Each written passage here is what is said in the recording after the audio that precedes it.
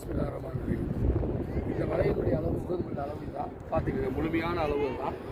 இதை ரசூலுல்லாஹி குறிப்பிடும் பொழுது ஜனாசா தொழுகைக்கு யார் ஒருவர் பின்தொடர்கிறாரோ அவருக்கு ஓரளவு உகதுமலையின் நன்மை கிடைக்கும்னு சொல்லியிருக்காங்க.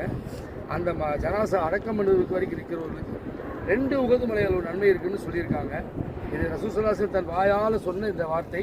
இதை நம்ம முழுமையாக பயன்படுத்தணும்னா இந்த மலையினுடைய அளவை நீங்கள் பார்த்து இவ்வளோ பெரிய நன்மை, இந்த நன்மை நம்மளுக்கு கிடைக்குமா? இந்த நன்மையை நம்ம கொள்ளையடிக்கணும்னா நம்ம ரசூலுல்லாஹி சொன்ன அமல்களை சிறப்பான முறையில் செய்யணும் அப்படிங்கிறத ஹதீஸ். அல்ஹம்துலில்லாஹ். சொல்லிக்கலாம்.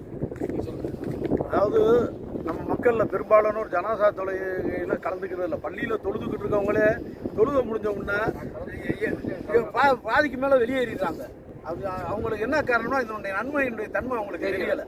ஸல்லல்லாஹு அலைஹி வஸல்லம் குறிப்பிடுறாங்க, உகது மலை அளவு நன்மை. உகது மலைங்கிறது இந்த அளவை பார்த்துக்கொள்ளுங்க, சகோதரர் எடுத்திருக்க அளவை. இவ்வளோ பெரிய நன்மையை நம்ம வாழ்நாளில் தானம் தர்மம் பண்ணால் கூட சம்பாதிக்க முடியுமான்னு ஒரு கணம் யோசிச்சுக்கோங்க.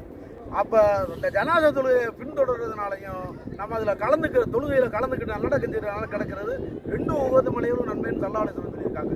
இன்ஷா அல்லாஹ் வருங்காலகட்டத்தில் ஜனாசா தொழுகையில் புறக்கணிக்காமல் நாம் கலந்து இந்த நன்மைகளை பெறக்கூடிய மக்களாக எல்லாம் இல்லை இறைவன் நம்ம அனைவருக்கும் ஆக்கி வரக்கூடிய ஆன்மீகம்.